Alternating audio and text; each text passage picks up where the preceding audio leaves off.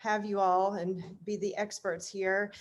We're right at the top of the hour, so we have a few attendees already here. They can keep coming in as we get going, but I think in the interest of time, I want to keep us on track. So I'm going to start us off. So to those of you attending, welcome. Thank you for being here with us. And I want to first introduce myself if I haven't seen you before or you haven't been on one of our webinars before. I'm Stodhill. I'm an independent educational consultant, and I'm working with students primarily from the Southeast, mostly in Charlotte specifically, but I do have some students in and around the country, and I work with students in all types of admissions processes, but I have to be honest that athletics is near and dear to my heart. I was a college athlete. I have coached high school sports, actually at the high school where Jay Watts will introduce himself from in a few moments. I have an aspiring college athlete, and my husband was also an athlete. So it runs in our blood. And so it is a little bit of a bias that I have because I love to work with the students to see where they can be at the next level in all kinds of sports, honestly. So I'm going to turn it over to my panel who will guide us through the rest of our conversation. So I'm just looking at the way my screen is laid out. How about John Sims? I start with you since you're in my upper corner. Sure. Welcome, everyone. My name is John Sims. I currently serve as an Associate Dean of Admission at Davidson College in North Carolina. In my role here, I work directly as the lead athletic liaison with all of our Division I coaches on incoming recruits, clearing them through our assessment process, as well as through the full admission committee for our formal decisions. In the past, my athletic experience, I was a college baseball player, and I was lucky enough to actually get to coach in college for 3 years at 2 Division III institutions while I was also working in admission. So now I've worked for 4 total institutions, 3 in the state of North Carolina, all 3 private institutions and a state school in Virginia. So happy to be here and hopefully can answer a lot of questions that are running through your minds about this process. Thank you. I'm Jay Watts. I'm the Director of Athletics at Girls Preparatory School in Chattanooga, Tennessee. This is my 4th year here. I'm also the head lacrosse coach, previously the head basketball coach. Prior to coming to GPS, I was at the Westminster Schools in Atlanta for 23 years, where I also coached lacrosse, basketball, a little middle school football, and middle school cross country. I've been heavily involved with lacrosse for many years at the national level with US Lacrosse, was the chair of the rules committee with the National Federation for 4 years, and I've had several athletes go through the recruiting process, and I'm excited to be here. Thank you. And our other John. Yeah, my name is John Fagg. I will bring up the rear intellectually for sure relative to Davidson and girls prep. I am Deputy Athletic Director at the University of Arkansas, lifelong athletic employee, as well as coach's son, born in wonderful Davidson, North Carolina. My father was a head football coach at Davidson twice. I was an assistant at Davidson. I've coached and been an administrator in Division I, II, III, have 25 plus years of compliance experience. Former college football coach, worked at Arizona, Davidson, Mars Hill College out in Western North Carolina, Big South Conference, Fresno State University, NC State University, and the University of Arkansas. So, and I oversee our football and basketball programs here. Excellent. And again, thank you all for being here. I love my different connections to all 3 of you thinking about all of this. John Fagg and I actually haven't met in person, but my college roommate and my best friend and he are friends. And Arkansas is my home state. So it's fun to have all of this sort of small world circle coming together. Attendees, I just wanted to point out that you are able to raise your hand or drop questions in the chat as we move along. We're also going to try to set aside some time at the end to address final Q&A, but certainly as we are discussing topics, if something comes to mind, go ahead and put it out there and I'll be monitoring that as we go along.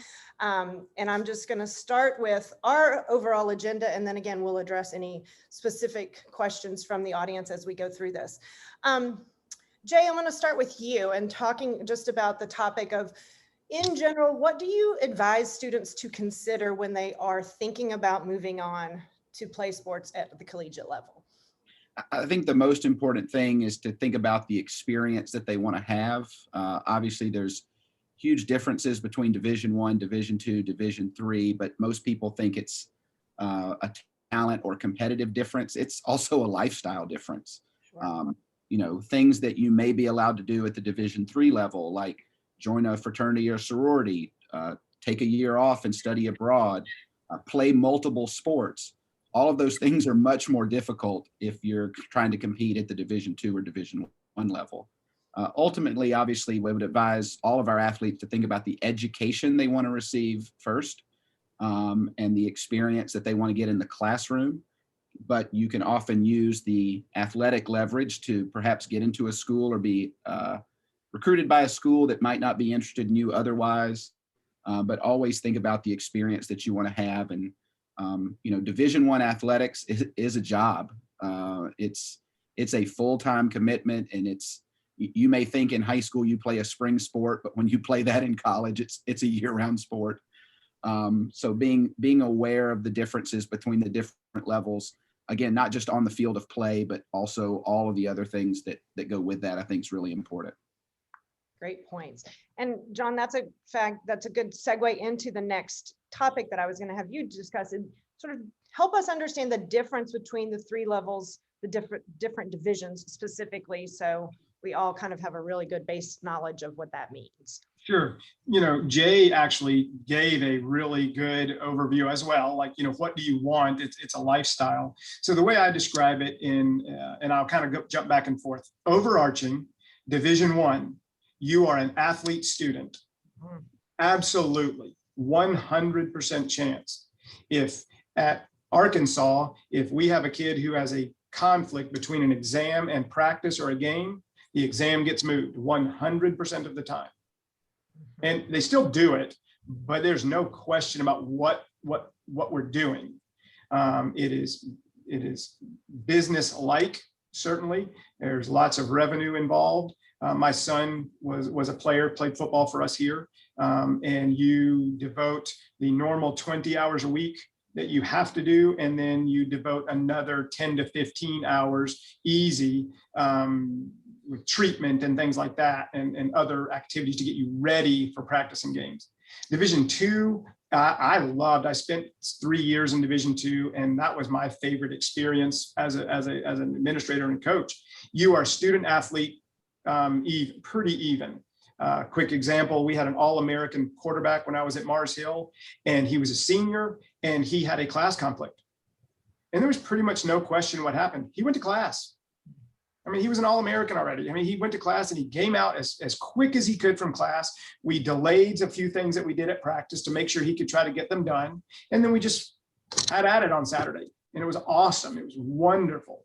And then Division III is student and athlete. You're fitting your athletic experience into your student activities. My nephew plays basketball for Roanoke up in Virginia, and they're one of the best teams in the country, or were this year. And yet there's no question about what he's doing. He's going to school, and then when school's done, he gets to go play basketball.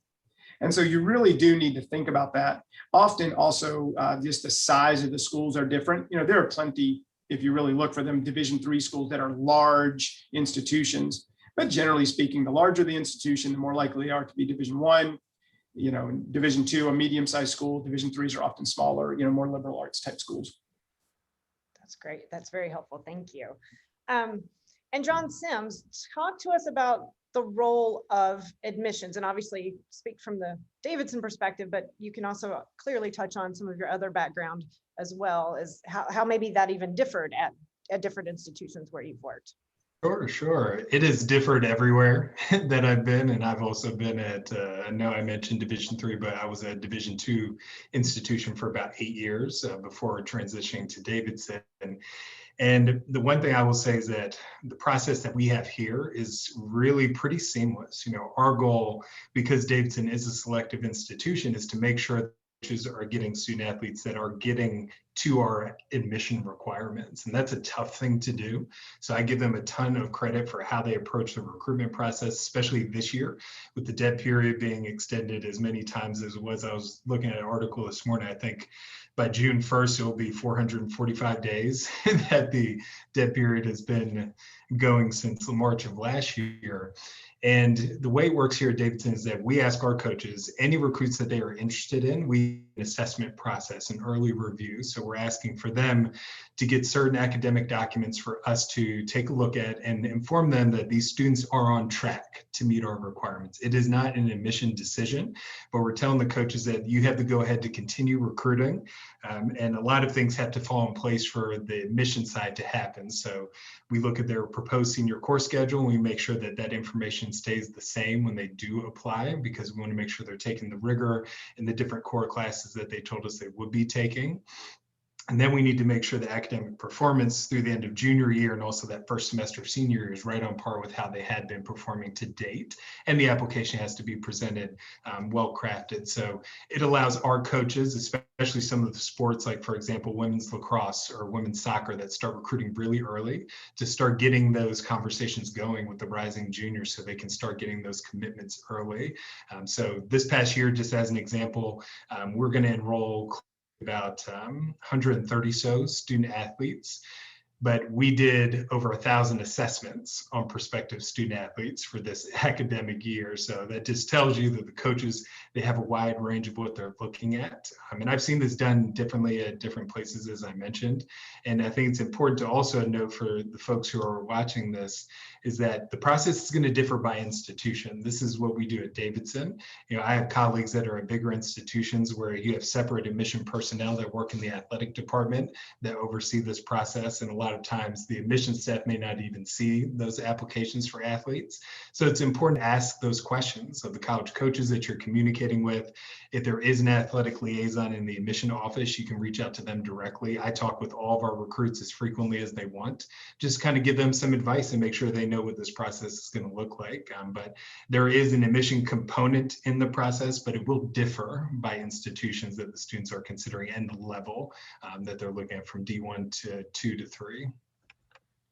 And John, can you clarify for us, if we're talking about those sports that do start recruiting much earlier, Yes. Can students supply PSAT scores or pre-ACT scores for an early kind of evaluation? How does that work if we're looking at a rising junior, for example? Yeah, they definitely can provide PSAT scores. Okay. Any additional testing information is fine. But one thing that we made the move in doing this past year, we're in the getting ready to go into the second year of a 3-year pilot program of being test optional. So we have really revamped our athletic assessment process to take that into consideration so that we can give coaches the go-ahead to work with student athletes that may have not even taken the PSAT, or even the students who are seniors this year getting ready to enroll. A lot of them weren't able to test at all.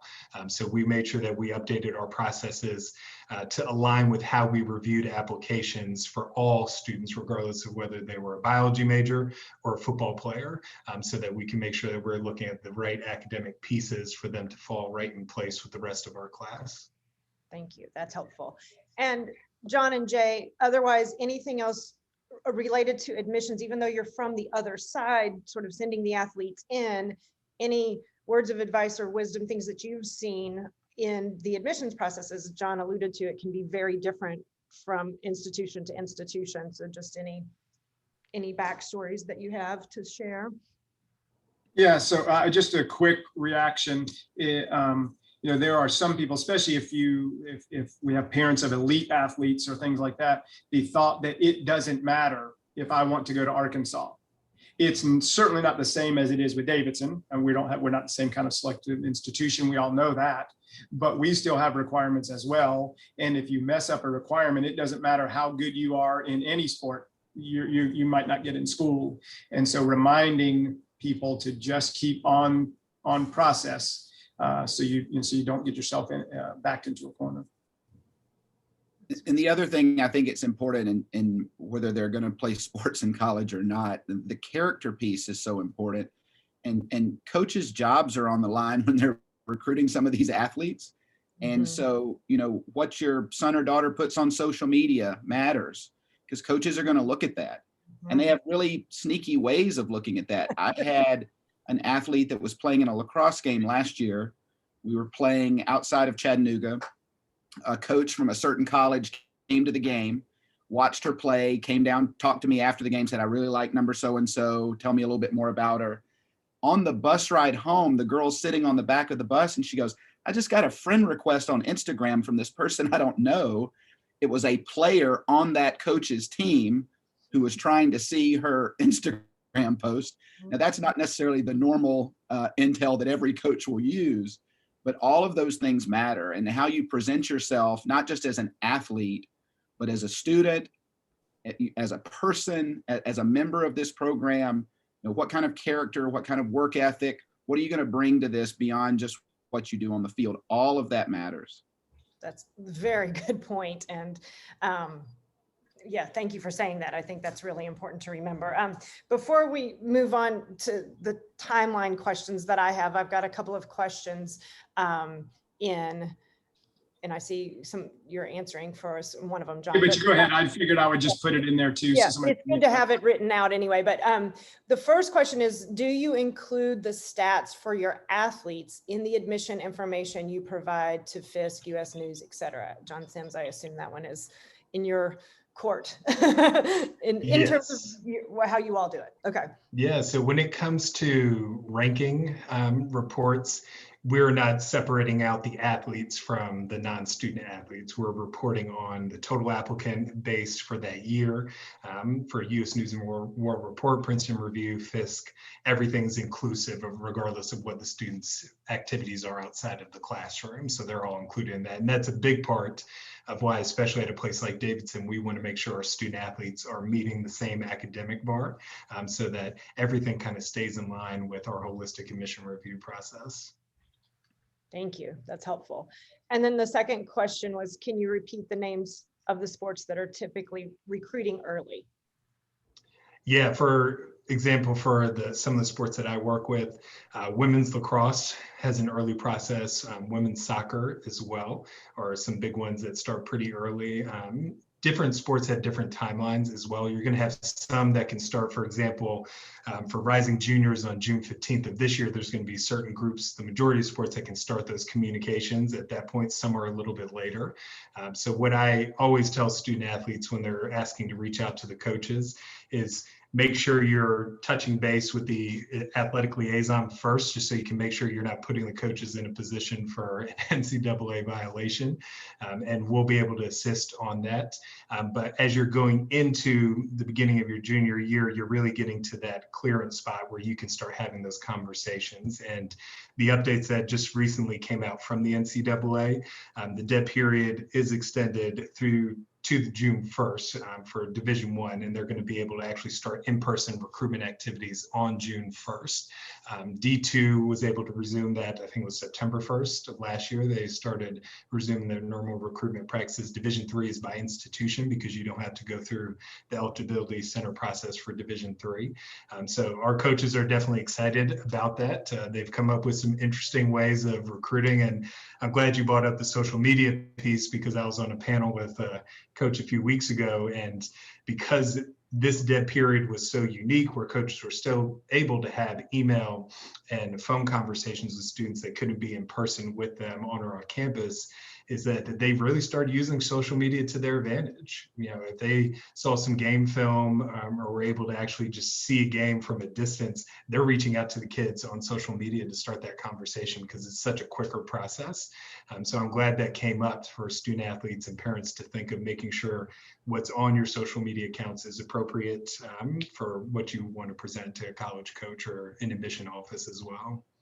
Absolutely. I would add that just kind of, if in broad stroke terms, female sports tend to recruit earlier than male sports for, you know, there are some reasons, but you know, they tend to recruit earlier, some as early as, you know, 7th grade, gymnasts especially, for whatever reason. You know, I think gymnasts are just planners like gymnastics coaches are. And so they got to regiment everything out. And so swim is often really early. Track can be, and then football is probably the latest, but that's, again, I've typed in, that's more about physical development than anything. Yeah, and I forgot to mention volleyball. Women's volleyball tends to be Yes. pretty early as well. Yeah. That's been my experience too. Jay, that's a good segue into you sort of addressing an overall timeline for us. And I think now can understand that various sports will have some slightly different timelines in overall. In fact, I had a football player once recruited after the admissions deadline to Vanderbilt, and I thought, how is this going to work? We've clearly missed all of this. And I was a very young counselor at the time and learned that it worked just fine when the football program wanted him.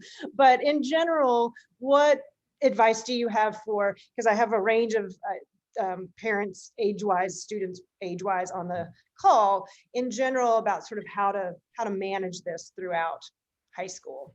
And I think we've already touched on some of the kind of frustrating or confusing parts about this whole process, because it does vary from sport to sport. It can vary based on gender. It can also vary based on level of play. Division III schools usually recruit much later in the process, in part because they don't want to spend all their resources on a potential Division II or Division I prospect and then find out they're off the board by the time they reach their senior year. I think the big thing I stress with most of our parents is, especially with younger athletes, if they are in 8th or 9th grade, you're always going to hear the one-off story of the quarterback that Lane Kiffin found when he was 12 years old or whatever it may be. But for the most part, the recruiting process really starts in that sophomore year, junior year, when they can start communicating with coaches. Summer is so important. And as a high school coach, it pains me to say this, but club sports are so important. Summer is so important for these athletes to be seen. For me as a lacrosse coach in Chattanooga, Tennessee, I could have a girl score 100 goals against competition here. But when she's in the summer playing against girls from Baltimore or Philly, like 2 goals there could be more meaningful than the 100 she scored here. So summer is really important. Freshmen, sophomores, if you're playing on a club team, or even if you're not, if you're really interested in Davidson lacrosse, for example, go to the Davidson lacrosse camp and let the coach see them, up close and personal. You also kind of get a college visit out of it. You get to eat in the school cafeteria. You get to stay in the dorm. You meet some players on the team. What are they like? So I encourage, freshmen and sophomores really to just enjoy playing your sport. Make sure you really love it. Take the opportunities that you have in the summer. And then, by the time they start rolling around their junior year, I have them do a little sports resume. Put their academic information at the top, their contact information, list the stats that they have, whether they be club stats, high school stats, and start communicating. Most 16, 17, 15, 16, 17-year-olds don't really know where they want to go to college for sure. They just know the colleges that they've heard of. Encourage them to think outside the box and cast a wide net, because the odds of them playing in college are small enough. The odds of them playing at a specific college are extremely small. And so they don't want to narrow it down and just say, oh, I just dream of playing football at X, or I dream of playing soccer at this other school. You want to cast a wide enough net so that you don't limit yourself when it comes crunch time that junior or senior year. If I could add as well, because I've seen this just from years and years of experience. And again, this is observational, not judgmental by any means, especially female athletes in the recruiting process. So many times, especially at our level, but I'm sure it exists at other, but especially for us, parents and kids often mistake getting the scholarship and getting to Arkansas as the end of the road. I've accomplished what I set out to do, because so much is I want to go to school. I want to get a scholarship, and they feel like they're at the end of that road, and they're at the beginning of the road. Got a long way ahead. And so make sure that we're all pacing ourselves appropriately, emotionally, physically, everything. I just see it happen just every year. We have 15 or 20 kids out of 300 women that'll especially that will suddenly realize, wait a second, this is what I thought. I'm exhausted because I put so much energy into getting to college. Yeah, that's good advice. And we have a question in the Q&A, and I'll come to that in a second, but we've touched on the phrase dead period a couple of times. Would one of you chime in and just make sure we all understand what the dead period means to the NCAA? Sure, I don't mind doing that. I've got some compliance experience along the way. So generally, a dead period means that coaches cannot see recruits in person. So you can't see prospects in person. They can talk to them on the phone, they can email some things like that along the way, but they cannot see in person, on or off campus. Okay. And then I'll throw in two other terms that you may hear along the way: evaluation periods and contact periods. In evaluation periods, coaches can go out recruiting, but they can't talk to you off campus. They can watch you can watch you practice your games, but they can't visit with you, at least not supposed to. And then a contact period is kind of what it sounds like. I can see you off campus, I can see you on campus. Thank you. That's helpful. Okay, the question that was posed is, what advice do you have for the overeager parent of the athlete? How can they help or hurt their students' chances? I hope I don't fall into that. I'll jump in, but I have an opinion about this. I may be the parent who's doing that. I don't know. I will say this, and especially again, as they get to the phase of where things are getting a little more serious into sophomore, starting that junior year, like the athlete needs to be the driver of this process. So a very specific example, I knew a coach that was at another school, and I was talking to her one time, and I said, yeah, I know there's an athlete on my team. I said her name. She's really interested in, playing lacrosse for you. And the coach had no problem saying back to me, well, I know her mom's really interested in her playing lacrosse for me. I have never heard from her, so I don't know if she's interested in playing lacrosse for me. And so, parents, in their effort to be helpful sometimes and try to cover up maybe for some of their son or daughter's weaknesses, can actually present a different situation where the college coach doesn't know that the athlete's even that interested. They know mom or dad's interested. And again, to play at the college level, especially at the Division II or Division I level, that athlete needs to love the sport, needs to be highly motivated, and needs to present themselves as an athlete who is, in charge and the driver of this process. Otherwise, they just think, or they can think, that mom and dad are just fishing for a spot. The athlete needs to be a part of this process, a big part of this process. Yeah, and I think when kids and parents aren't on the same page about what the experience is going to be, again, I see it just regularly, at one or two kids every single year, where the kid is actually lying back to the parents because they don't want to admit they don't want to play anymore, or they don't like it as much as the parent wants them to like it. And then we get parents calling the athletic director, calling the president or chancellor, complaining that the coach is doing these things to my kid. Again, I don't mean inappropriate, they're just mistreatment. And really the kid is not telling the parents the full story. I've missed practice 10 times.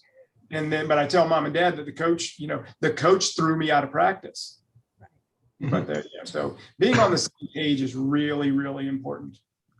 Yeah, I would just add, support the student through the process, because they definitely need to be the driver. The coaches want to hear from the student athlete because that's who they're going to be mentoring and working with throughout their time on the campus. And I do think it's important, as John said, to be on the same page and also to be realistic with the ability level when it comes to athletics. I've seen some student athletes that at multiple places that I've worked, that where they had the best option, they are thinking that there's more and more on the table, more is going to happen, but it's midway through their senior year. And Division I institutions have finalized a roster at that point. So I think it's important to definitely be realistic at the talent level, but make sure that coincides with the experience piece and just support the students, because in the end, it's great to be a college athlete. I love that experience, but I didn't get drafted, right? I wish I did. Everyone does. But in the end, it's about the degree and the experience that you're going to have to get you onto that next chapter, whether it's graduate school, employment. That is the end goal of this process. So just make sure that you're supporting the student to make the best decision for their future, not just for athletics. And this is a little out of order of our agenda, but I think it ties in well right here. And I think, John Sims, you were going to touch on this, and and Jay and John, you also might have insights, but because Jay, you mentioned the role of club sports, but let's talk about the role of those coaches too. And I think what I have always relied on, well, first of all, I coach track and cross country, so I relied on a stopwatch when I could tell people how fast or slow their student athlete was. But I know that coaches have a role in the connections at times in helping the recruiting process. And so if you could share maybe from your admissions perspective, and then Jay, even maybe as your perspective as a coach, John, you too. So what does the coach need to do for them? I think the best thing, I mean, club and high school coaches it's similar to the admission work that I do, and college counselors or independent counselors like Ken, they are our lifeline for having these connections with high schoolers in different areas to getting to find the right students. And that is really the same when it comes to club coaches and high school coaches and the college coaches. They're going to be the ones that are going to reach out, share the character of the student, how they are when things aren't going right. When you lose a game, how are they reacting? Because I think one thing that happens, especially in the world of a pandemic, when student athletes are sending film or highlight reels, it's showing all the great attributes and when they did well, but college coaches also want to know what are they like when they lose the game, they miss that final shot. So having that opportunity to really engage with club and high school coaches, it really is a great contact point to start that relationship. So I do think that having them in your corner, and they have a lot of contacts when you're playing for the right program. They can reach out and start conversations with schools that you may have not heard from as a potential student athlete. So they are great resources in this process. You're also going to have third-party recruiting agencies that can play a role in this as well. In my experience personally, it's been hit or miss with some of these agencies because some try to drive the process a little too much where you're not actually hearing from the student athlete at all. And that is such an important piece. But I do think having someone who has coached the student athlete, whether it's in the summers or in high school, that perspective is so valuable for the college coaches to decide if they're going to move forward in recruiting that student. Yeah, if you have the ability to talk to the college coach about what your high school or club coach is doing or not doing, is actually pretty smart. You know, they don't mean to, but you know, coaches don't treat everybody exactly the same about the high school and club. You know, there are times when, you know, coaches think they're helping a high school kid and they're really not. So it's just a good cross between what do you expect from the coach and how can you be a helpful parent. Like, I think filming your kid is really helpful now because everything, you know, our phones are so good and such good quality. But make sure that when you're doing stuff like that, parents, that you film the game. Don't just hone in on your kid, in a soccer game where you can't tell what else is going on, and then don't provide the monologue along with it. But I think the combination of the coach input and your ability as a parent to provide as much information as possible, as long as it's relatively objective information, is probably a good combination. And the thing I always encourage my athletes, and I do this because I'm the athletic director, even if they don't play the sport that I coach, but if they're communicating with a college coach, copy me on the email, even if it's a blind copy, just so I'm in the loop on who they're talking to. Every coach has different experiences and different backgrounds and different connections, but I've seen emails go across before, and then I realize, oh, I know that coach, or I know someone that works at that school.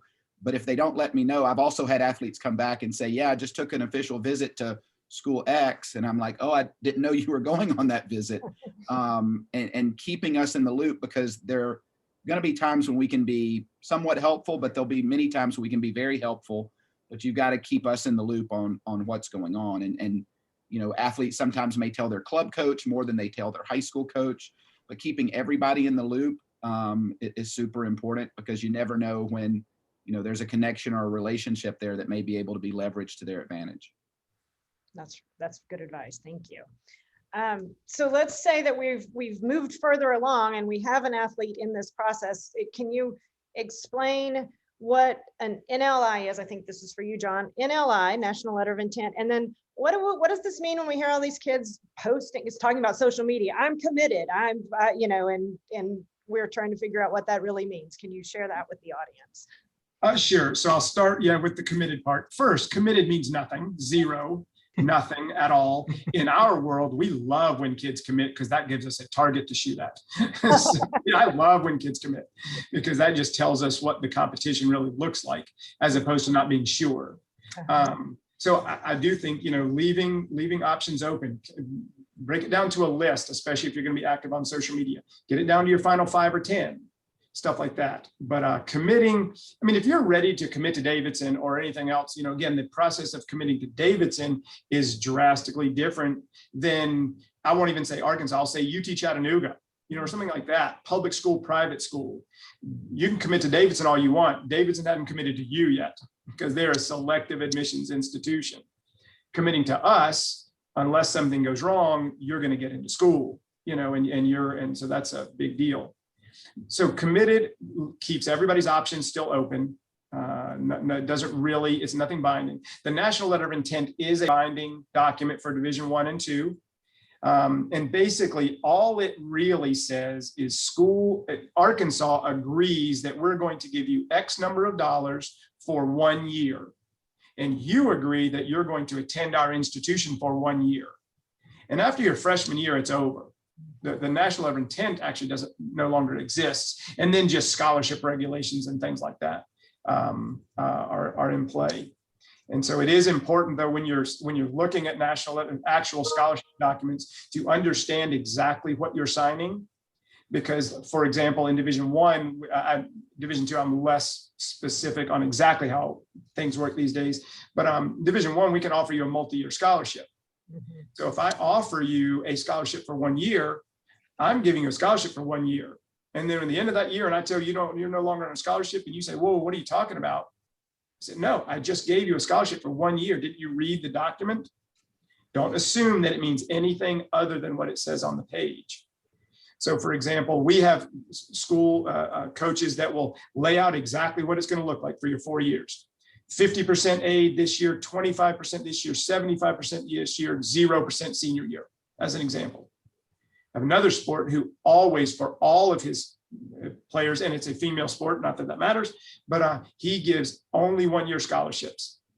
And then he says, after your first year, we'll all decide where you belong.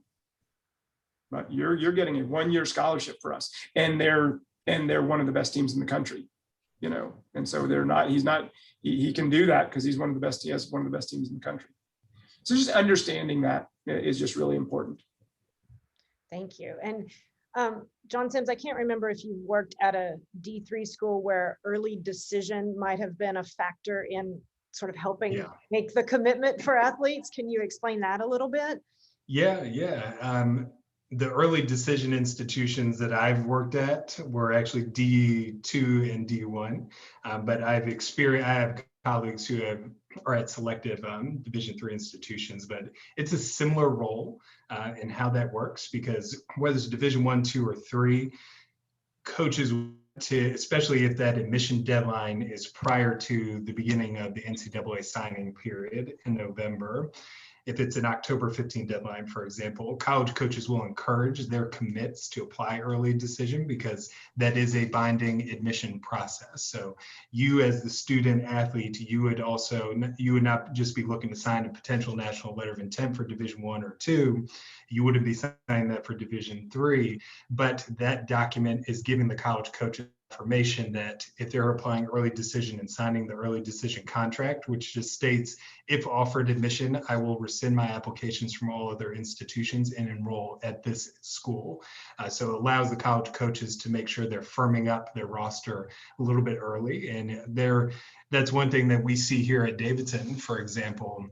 Majority of our scholarship or even walk-on student athletes that the coaches are really interested in, they work to get them to commit and apply early decision. We have 2 early decision plans here, early decision 1 and 2. And the deadlines are different, but they're really the same review processes. So we end up this year, for example, we solidified the bulk of our incoming athletic recruitment class at early decision 1 and 2. So it really is just giving the coaches that peace of mind that the student, they've said they've committed, but now they're taking this additional step before I can have them sign a national letter of intent. So that's one reason. And I think it's also important to note for students who are looking at different let's say, acceptance percentages at schools, at early decision rounds or regular decision. Those are great questions to ask, because if you're looking at a school that has a higher percentage of their total enrollment coming from early decision, a lot of times there are specific reasons for that. It's not that the school is trying to admit so many more kids at early decision, but us, for example, the majority, you're looking at close to 60% of early decision admits are recruited student athletes that we have cleared through our assessment process. They have not made any changes to their academic information, present a strong admission application. So they are at that point of being ready to say, yes, I want to be here before signing the NLI. Thank you. And Kim, I would just add, it's kind of like the dead period, evaluation period, all this vocabulary that you have to know. You'll hear people say, I've committed or I've signed. Signing only happens at certain schools. Division III schools, no one, I'll hear people say, oh, they signed to play soccer at Rhodes. They didn't, because Rhodes is Division III and there's no NLI process there. Ivy League schools do not participate in the NLI because they don't offer athletic scholarships. So you'll hear people, when you're getting the recruiting world, a lot of time you hear other parents say, oh, well, they signed or they did this. And sometimes people misuse those terms. Matter of fact, very frequently people. A lot of it. A lot. Yeah. Yes, I definitely see that. I actually had a student athlete once, Division III student athlete we thought, being recruited and applied early decision to the institution and was not admitted. And so there are stories like that out there too, that, you know, and I think that just goes back to how important it is to keep those lines of communication open. Maybe if she was talking more thoroughly with the coach, she would have had a perspective, you know, she might have gotten a clue that was not going to work out, but that was one of my worst student athlete moments in my career so far, but she landed in a different place, so it's all good. Let's jump into the questions that have been presented here. The first one, would love your perspective on ID sessions hosted by your college, so by a specific college, versus ID sessions run through clubs that represent variety of schools. Is the outreach from the athlete and personal videos more meaningful to get to know the student? So I think take the first part of it. So what I'm reading that as are those sort of camps that we were discussing, and there are certainly ones that are hosted specifically by a college, and then bigger ones where you will see a variety of coaches there to watch the athletes. Any perspective on? Yeah, so I'll jump in for that, if you don't mind. Sure. So clearly, if you go to a specific college, you're only you're only talking to their coaches. So you should be interested in that school. It's a good use of your time if you're really interested. If I go to an ID, camp at Davidson because I'm really interested in Davidson, that's fantastic. It doesn't help if I want to go to Washington Lee. If I come to Arkansas and do my ID camp here, that's a great thing. If I'm going to go to a third party, it may be worth asking, how many coaches typically are here, things like that. Will I have an opportunity to get film for myself? Will there be an opportunity for my family to film so they can show what it looks like? Playing strong competition wherever you're playing is always a good idea. Jay said it really, really well. Unfortunately, the summer club, all that kind of stuff is just important. You don't have to do it all the time, but it's important to do some of the time. And then again, yes, the film idea. If you're filming well, think about it. If it wasn't your child, film it in a manner that you can see your kid, but you can tell the competition level. That again, for me as a former coach, I can watch a kid run for 100 yards. I was a football coach, but if I can't tell how fast the kids are around him, then I'm not sure I have a real evaluation. That's great advice. Thank you. And I think the second part of the question you just were sort of touching on, and I think it ties back into all of your points earlier about the importance of the students really taking the lead and trying to make those personal connections. Videos, I think, can certainly be an introduction, a way to start that process, and then followed up by, students contacting the coach later, even to, follow up on, did you receive the video? Do you have any questions? I'd love to chat with you, whatever the case may be. And all that is handled so differently depending on the sport usually as well. But I think that's a good one. And then if the second, moving on to a different question, if the student listens and applies early decisions, I'm assuming listens to the coaches at the college, does that bind the coach in any way to putting the student on the team? I've seen some kids do this at the coach's encouragement, but then be told that the coach has found someone better for the position. So, and essentially that question is, does the Division III coach not have any commitment to that student once that process unfolds? The admission process does not force the coaches into any decision. I think that's just important to note, especially if you're looking at Division III, because a lot of times you're going to have, if you have a very, very strong program at a Division III level, you know, those coaches, they're going to know exactly who they want to fill those roster spots. Like I always think of like Division III football when I was in college. Wisconsin Whitewater, for example, was just a huge powerhouse, for example, at Division III. So they're going to recruit X number of recruits. But a lot of times, if you're looking at a program that is, let's say, mid-tier performance-wise, they may recruit additional recruits because they need to evaluate them.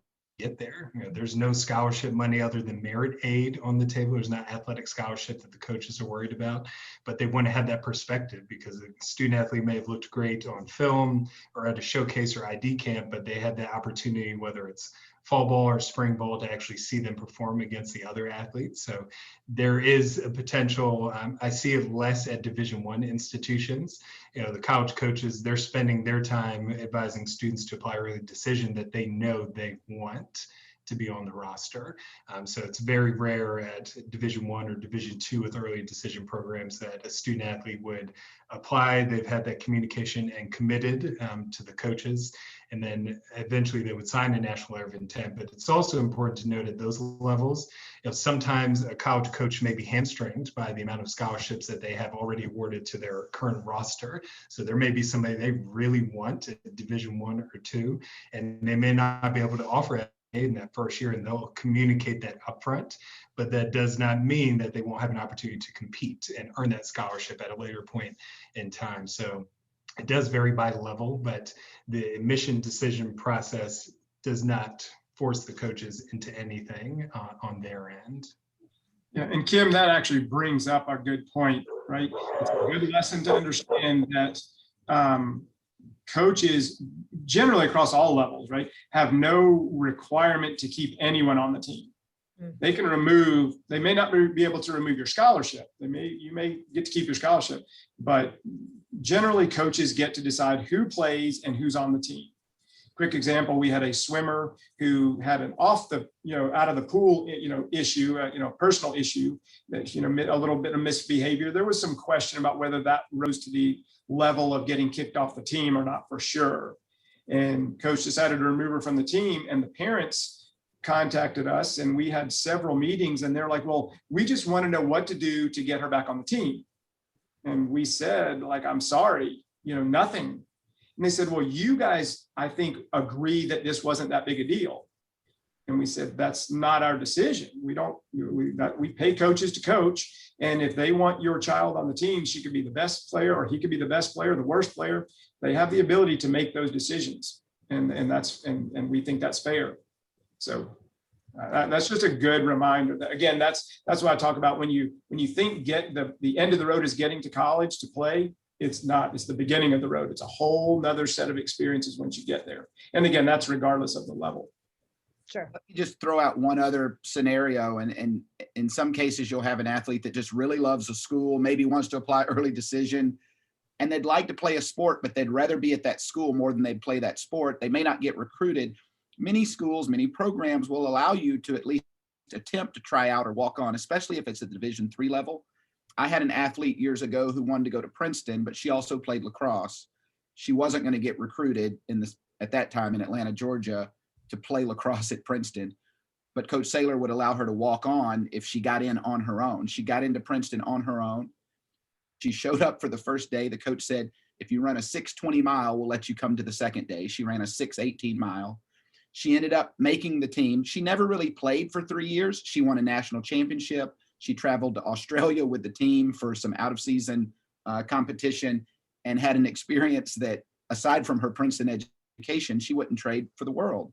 But she wanted Princeton more, and she kind of did what she had to do to make it happen. Those stories are not common, but many coaches will accept walk-ons or at least allow people to try out. And again, at the Division III level, in a way, everyone's trying out when they get there because that coach is not committed to anyone.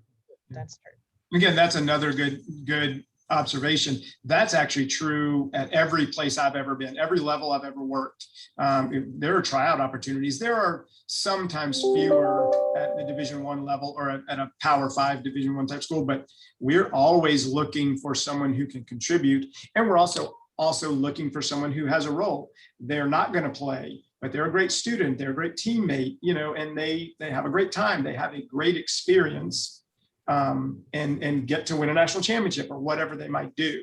Not everybody can start. Somebody's got to practice against the starters. And, as long as you understand that. So if you know, as a young person or parents, like your child's going to go to Arkansas. In the state of Arkansas, kids want to play here. They'll pass up a lot of things because of the nature of our state. We have a true flagship institution with no rival. And as long as you know what you're doing and you understand that, we'll let you try out and be on the team and have a great time. So that's a really good point too. Well, two things. One is related to all of that conversation. I often tell or ask my student athletes when we start the process working together, the question is, do you want to play? Do you want to be on the team? And there's a range, and I've worked with a wide range of students when it comes to that, from your example, Jay, to to the one who is, no, I'll see whoever comes calling and gives me the scholarship, and that's what I'm going to do and how I'm going to choose. So I do think that's a good conversation for parents to be having with their children too. What are you really looking for in terms of your level of ongoing competition? What is a preferred walk-on? We hear that, I hear it more in the news, and in Division I sports, we hear it a lot with football, for example. Yeah, so a preferred walk-on, again, it really means nothing. I mean, it's just a term that's kind of grown over the years. So there's a difference in the kind of person that Jay just described. It was a great one. I'm going to go to Princeton and I'm asking if I can try out when I get there. Same thing for Arkansas. I'm coming to the University of Arkansas. I already have been admitted, but I want to try out. And coach says, sure. Or he says, hey, John Sims, I know you're a great baseball player, but I'm just not quite sure. But I would love, like, if you come walk on, you have a spot on the team to try out, and you will get a real chance to show what you can do. So that's kind of what became a preferred walk-on. That person right below a scholarship. Got it. That's helpful. Thank you. Sure. It's a good question too. Anybody in the audience with other questions before we kind of move on into just the final kind of wrap up here? Well, what from each of you, I mean, you've given us already a ton of advice, but if you could boil anything down into sort of your one parting shot, if you will, what would you say is a key thing that we want these families to take away today with understanding what they should be doing with their student athletes? I'll hop in first and just say it is so important, as we've said multiple times, to let the student drive this process, not just on the athletic side, but on the admissions side. Because even in our part of the process, we are trying to get to know that student to decide if they're going to be successful overall at our institution, not just academically, but socially in the community. So that communication is key. And one thing that I found a long time ago when I was coaching is if you reach out to a coach and you don't get a response right away, it does not mean right away that they don't want you. Follow back up, show that persistence until you have a chance to have that conversation. Because college coaches, for the most part, they're going to be very honest and realistic and say, you have the ability to play at this level, I'm interested. And if they're not interested, they'll tell you that as well. But just remember that, especially in a year like this, where the recruitment world has just been so tough for the college coaches. I mean, they haven't been able to host on-campus in-person official visits. They may be out, watching film or practicing with their team because they're all of a sudden their fall season was moved to the spring. So there's a lot on their plate. So just be persistent. If you haven't heard, follow back up. Show the coaches that you have that vested interest, but it definitely needs to come from the student. And then remember what I said earlier, that it is a great experience to play in college. It is memories that no one will ever be able to take away from you. But in the end, it's about the degree and getting that experience to go into the next step and grow as a young adult and as a professional. So make sure you're looking at that right combination, and don't, I hear it all the time, student athletes that want to play Division I, that's great, but there's Division II and Division III schools that may end up being a much better fit for you. So keep your options open, explore as many possibilities as possible on the athletics and the admission side to get to know those schools. So by the time you create that list and you're applying as a senior, you feel confident that no matter where you end up, there's not going to be a wrong decision. You're going to be in the right spot. Go ahead, Jay. Feel free. Well, I've got two. One is to make sure once your athlete starts communicating to the coach that they aren't committing to the school just because of the coach. There's an amazing statistic the Ncaa put out a couple years ago for juniors that commit and eventually sign an NLI. The coach that is there when they get to college, their freshman year of college, there's a 1 in 6 chance they weren't the coach that was there at the beginning of their junior year. So, make sure you like the school for the right reasons. Make sure you get the degree that you want to get. Make sure you really do not just like the coach, but like the program. If you get a chance to meet other people on the team, make sure you like the geographic fit. Don't go to Michigan if you can't stand the cold. Make sure you're committing to the school for the right reasons, because just the coach by itself, his or herself, is not necessarily the reason that you want to pick a school. And the other thing I would just say, and this is for athletes and parents, is be careful that you don't get into the comparison game of, oh my goodness, so-and-so plays on my club team and they've already committed and I haven't, and therefore somehow I'm behind. Everybody's recruiting experience is different. Every school is different. Every sport is different. Really, as we've talked about earlier, the experience for a softball pitcher is going to be very different than a softball outfielder, but you may be on the same team. And so, ultimately your job is to pick the best school for your child. Your child's job is to pick the best school for themselves. And whether or not someone else on their team or in the same hometown or at the neighbor rival high school has committed has no effect on your child's ability to, ultimately get the choice, the decision that's going to be best for them in the long run. Yeah.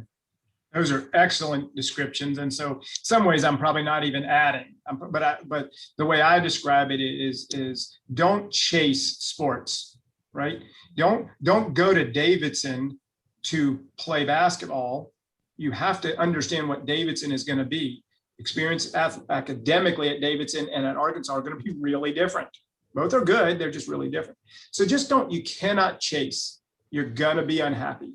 I promise if you chase, you'll be unhappy. And then again, pretty philosophical level, make sure your child is not completely identified as an athlete. Okay, your identity has to be deeper and more diverse than the fact that they're an athlete. Often, that just becomes, I'm a soccer player, I'm a lacrosse player, I'm a volleyball player, I'm a basketball player, I'm a whatever, right? And especially if they're actually good at our level, the biggest problem we have, regardless of sport, is transition away from sports at the end and re-identification. I'm a psychologist by education. And so the transition away from sports can be incredibly difficult if you haven't already, kind of started down that road of understanding that you're more than just a football player. All very good advice. And we touched on, I had a little list of what I was going to say. The only other thing I say to my families and student athletes is that when we start this process, we're going to keep 2 lists of schools going. We're going to identify the schools where you can potentially play, but we're going to look at the schools where being an academic comes first for you, and they may cross over, and hopefully they do at some point. But I've also had the experience of either an athlete being hurt, injured, and not able to go on even when we thought that was going to happen, or simply getting burnt out and deciding that's not what they want. So I really try to push the idea of what's the right fit, like all of you have said. So thank you for echoing all of that without even rehearsing it. It was excellent. So thanks everyone for being here. We are right on time, just under the hour. So I'm grateful that we made it through and got everyone's questions answered. To the attendees, thanks for being here. To the panelists, thank you so much for sharing your expertise. As always, it's good to see you all, and I appreciate it so much. Have a great day, everybody. Take care. Take care. Thanks.